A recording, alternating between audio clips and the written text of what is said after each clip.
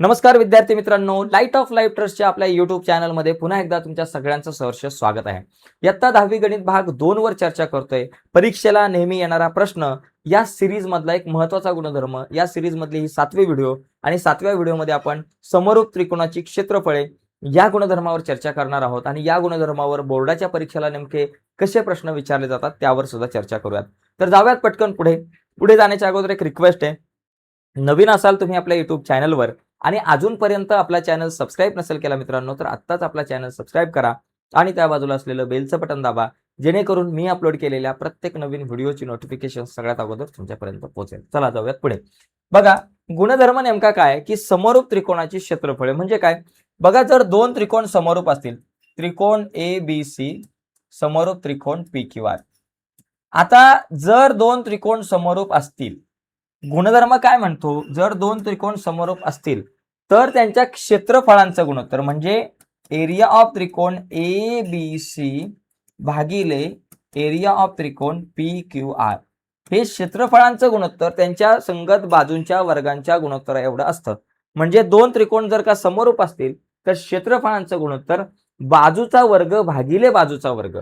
मग आता AB बाजूचा वर्ग किती, AB वर्ग, PQ चा वर्ग PQ वर्ग असं असतं की बाबा ABC एरिया ऑफ त्रिकोण ABC भागिले एरिया ऑफ त्रिकोण PQR बरोबर AB चा वर्ग अधिक PQ चा वर्ग.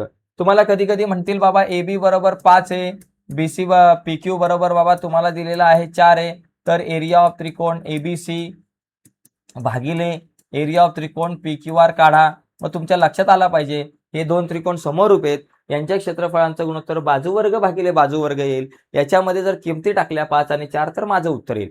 तुम्ही AB वर्ग छेद PQ वर्ग लिहू शकताय किंवा बाबा इथं BC छेद QR संगत बाजू BC चा वर्ग छेद QR चा वर्ग लिहू शकताय किंवा बाबा AC चा वर्ग छेद PR चा वर्ग असं सुद्धा लिहू शकताय. पण बाजू वर्ग छेद बाजू वर्ग, ज्या बाजूंच्या किमती दिल्या जातील त्या बाजू सूत्रामध्ये तुमच्या आल्या पाहिजेत. ठीक आहे, चला आता आपण काय करू, प्रत्यक्षात काही गणित.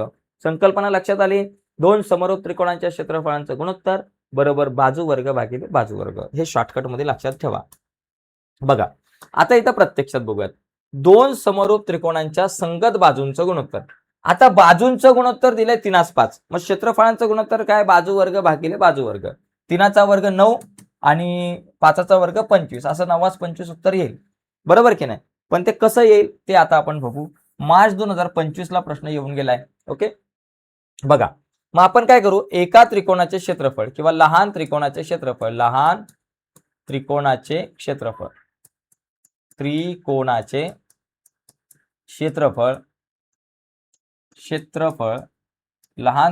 क्षेत्रफळ A1 व बाजू जी आहे तिला इंग्लिशमध्ये साइड म्हणतो म्हणून S1 मानू. झालं. त्याच्यानंतर मोठ्या त्रिकोणाचे क्षेत्रफळ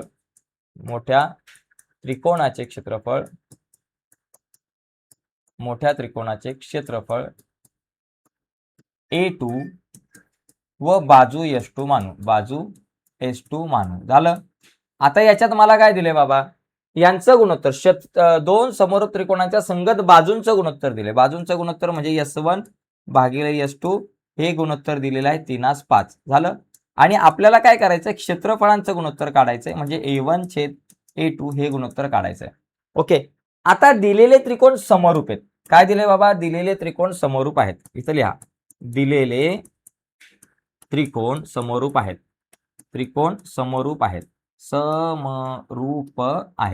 मग समरूप जर असतील तर त्यांच्या क्षेत्रफळांचं गुणोत्तर काय असतं, बाजू वर्ग भागिले बाजू वर्ग. म्हणजे एरिया 1 भागिले एरिया 2 म्हणजे लहान त्रिकोणाचं क्षेत्रफळ भागिले मोठ्या त्रिकोणाचं क्षेत्रफळ बरोबर बाजू वर्ग. लहान त्रिकोणाची बाजू S1 आहे तिचा वर्ग, मोठ्या त्रिकोणाची बाजू S2 आहे तिचा वर्ग, म्हणजे बाजू वर्ग भागिले बाजू वर्ग. इथं फक्त गुणधर्म लिहायचा, समरूप त्रिकोणाची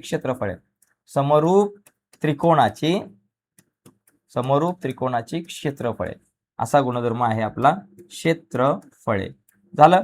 आता याच्यामध्ये काम करा, किमती टाका. A1 छेद A2, S1 किती 3 आहे, 3चा वर्ग भागिले S2 किती 5 आहे, 5चा वर्ग. 3चा वर्ग 9, 5चा वर्ग किती आला 25. उत्तर किती आलं 9×25. तर अशा पद्धतीने मित्रांनो आपल्याला हा गुणधर्म जो आहे त्यावर आधारित प्रश्न विचारला जाऊ शकतो. ठीक आहे, आता आपण आणखी काही एक्झाम्पल्स या संकल्पनेवरती बघूयात. चला, याचा स्क्रीनशॉट घ्यायचा असेल तर तुम्ही घेऊ शकता. यानंतर पुढे जाऊ आपण. ओके, बघा आता इथे बघा आता या ठिकाणी काय दिलंय, त्रिकोण PQR समोर त्रिकोण STU. आता इथं या दोन त्रिकोणांच्या क्षेत्रफळांचं गुणोत्तर दिलं, उलटा विषय. मगाशी बाजूंचं गुणोत्तर दिलं होतं, क्षेत्रफळांचं गुणोत्तर काढा. आता इथं क्षेत्रफळांचं गुणोत्तर दिले आणि बाजूंचं गुणोत्तर किती. आता आपल्याला माहिती आहे एरिया ऑफ त्रिकोण PQR भागिले एरिया ऑफ त्रिकोण STU. आता हे दोन त्रिकोण समरूप आहे, तर त्यांच्या क्षेत्रफळांचं गुणोत्तर काय येतं, बाजू वर्ग भागिले बाजू वर्ग. म्हणजे PQR ची बाजू PQ चा वर्ग, STU ची बाजू ST चा वर्ग. इथं लिहायचं समरूप त्रिकोणाचे क्षेत्रफळ.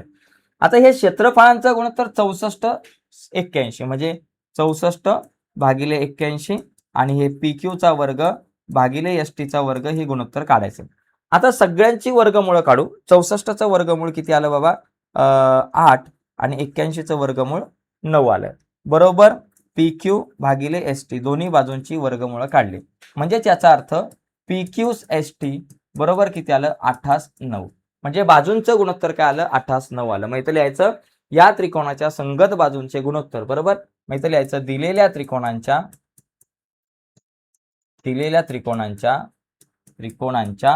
संगत बाजूंचे गुणोत्तर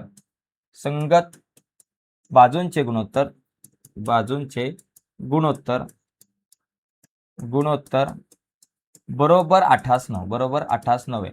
कधी कधी काय होईल माहितीये का, या ठिकाणी असा प्रश्न विचारला, आता 4 घटक आहेत, PQR STU PQ आणि ST असे 4 घटक आहेत.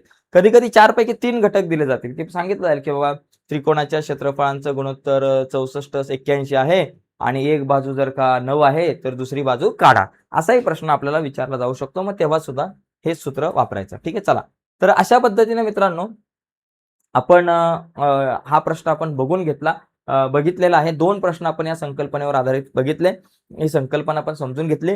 तर आजच्या या चर्चेमध्ये मित्रांनो इथेच थांबूयात. नक्कीच व्हिडिओ आवडले असेल तर व्हिडिओला लाईक करा. नवीन असाल तुम्ही आपल्या YouTube चॅनलवर आणि अजूनपर्यंत आपला चॅनल सबस्क्राईब नसेल केला तर आत्ताच आपला चॅनल सबस्क्राईब करा आणि त्या बाजूला असलेलं बेलचं बटन दाबा, जेणेकरून आम्ही अपलोड केलेल्या प्रत्येक नवीन व्हिडिओची नोटिफिकेशन तुमच्यापर्यंत पोहोचेल. बाय मित्रांनो, धन्यवाद सर्वांना.